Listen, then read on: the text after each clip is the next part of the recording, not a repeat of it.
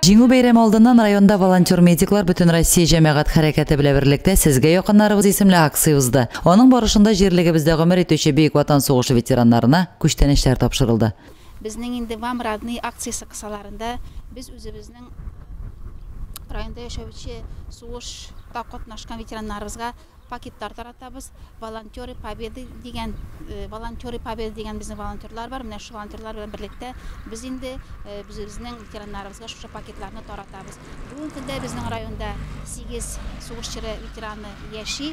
Аларны һәр кайсына менә шу волонтерлар белән барып, без шушы бәләкәй генә күчтәнечләрне таратабыз. Еллар узган саен ветераннарыбызның сафы да сирәгәя бара. Бүген бөек җиңү көнен китергән 8 ветераныбыз гына исән сау. Без волонтерлар Biz менә шу бик җиңү алдыннан инде ветераннарыбызга бүләкләр таратабыз.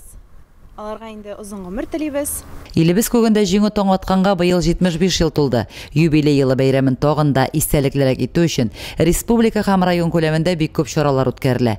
Бөек җиңүнең 75 еллык уңайыннан сугыш ветераннары федераль бюджеттан 75 мең сум, республика казнасыннан 25 мең сум акчалата түләп алды. Дөньялар тыныч булсын, кешеләр рәхәт яшәсен.